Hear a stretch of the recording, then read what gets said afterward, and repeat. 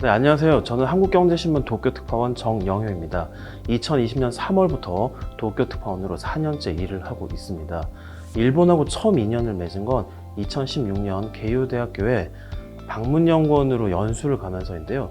이 젓가락 놓는 법부터 술을 마실 때 안주부터 먹고 술을 마시나 술부터 마시고 안주를 먹는다까지 하나부터 열까지가 바로 이웃나라인데도 정반대의 모습에 일본이 굉장히 이렇게 끌리게 되면서 제대로 한번 해보자 해서 특파원을 지원하게 됐습니다. 네, 일본이 갑자기 이렇게 깜짝 성장을 하면서 전문가들도 되게 곤혹스러워 하는데요. 일단 보는 시각은 두 가지가 있는 것 같습니다. 첫째는 일본이 장기 침체에서 벗어나서 성장을 하기 시작했기 때문에 이렇게 반짝 성장을 하고 있는 것이다.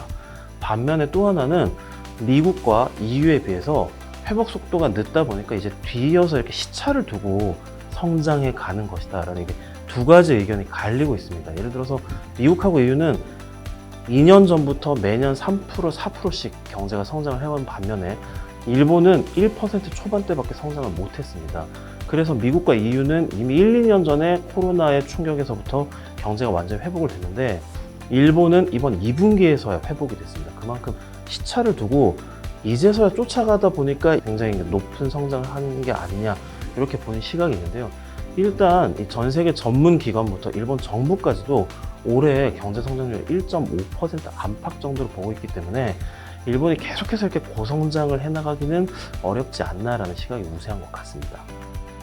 한일 월드컵이 벌어졌던 2002년에 일본의 맥도날드 햄버거 가격이 200엔 하다가 갑자기 59엔으로 떨어졌습니다. 즉 2,000원 정도 하던 게 한 600원도 안 하게 되는 셈인데요. 이게 바로 이제 물가가 오히려 떨어지는 디플레이션이잖아요. 물가가 계속 오르기만 하는 한국 분들에게는 도저히 이게 실감도 안 나고 믿기지가 않으실 텐데요. 그런 나라였습니다. 진짜 20년, 30년 동안 물가가 오르지 않는 나라였어요. 근데 우마이봉이라고 이렇게 애기들이 자주 먹는 막대 과자가 있습니다. 하나에 10엔짜리인데요. 이 10엔짜리가 작년에 12엔으로 가격이 올랐습니다. 얼마 만에? 1977년 출시한 이래 45년 만에 처음으로. 작년부터 올해까지 일본에서는 이렇게 물가가 오르는 게 작년에 오르고 올해 오르는 게 아니라 20 몇 년 만에, 30 몇 년 만에, 40 몇 년 만에 오르는 물품들이 6만 가지에 지금 달하고 있습니다. 물가는 떨어지면 떨어지지 오르지 않는 거였는데 20년, 30년을 그대로 오던 물가가 갑자기 미친 듯이 뛰는 겁니다. 코로나를 흔히들 100년 동안에 있을 변화를 10년 만에 우리가 다 겪게 됐다고 하잖아요. 지금 일본인들은 20년 동안의 변화가 없던 게 갑자기 1, 2년 만에 이렇게 변화가 생기니까 아마 집안이 거의 무너지는 그런 느낌이지 않을까 싶습니다. 일본은 참 우리나라한테 약간 복잡한 의미를 가진 나라이잖아요. 한편으로는 극복을 해야 되지만 한편으로는 같이 가야 되는 나라이기도 합니다. 왜? 미국하고 중국이 이제 서로 이렇게 누가 더 강한지를 겨루느라고 서로 이제 편가르기를 하고 있잖아요. 그 사이에서 과연 한국과 일본이 서로 힘을 합치지 않고 서로 독자적으로 살아갈 수 있느냐? 기업을 경영하시는 분들께서 가장 체감을 하시겠지만 쉽지가 않을 겁니다. 그래서 일본에서도 후카가와 유키코 와세다 대학 교수님 같은 분들이 한국과 일본, 대만 이렇게 주변국들이 서로 이렇게 힘을 합쳐가지고 미국과 중국이라는 슈퍼파워에 대응을 해서 같이 함께 나가자라는 이런 구상을 실제로 말씀을 하기도 계십니다. 세계 최고의 경쟁력은 일본인이 만든 무대에서 한국인이 펼치는 연극이라고 얘기를 많이 하잖아요. 원칙에 충실하고 굉장히 기초가 꼼꼼한 일본인이 만든 무대 위에서 이 변화에 대한 대응력이 좋은 한국인이 펼치는 연극, 이거야말로 세계 최고의 경쟁력을 가진 기술이거나 상품이다라고 하는데요. 한국과 일본이 그런 식으로 같이 나가야 되지 않을까 싶습니다.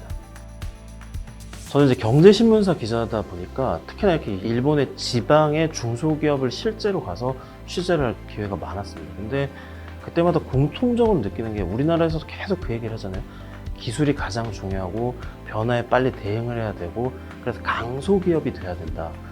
귀에 못이 박히도록 듣는 얘기인데 잘 안 와닿으시는 분들이 많으시잖아요. 근데 일본의 중소, 중견기업들은 그거를 실제로 해나가고 있더라고요. 물론 이분들도 원래 알아서 된 게 아니겠죠. 우리보다 먼저 발전을 해서 먼저 산업구조의 변화를 겪은 분들이기 때문에 1, 20년 동안 계속 이렇게 부딪히면서 시행착오를 겪은 끝에 만들어낸 가르침의 결과로 지금 이 분야를 뚫어서 중소기업이 아니라 이제 강소기업이 된 거거든요.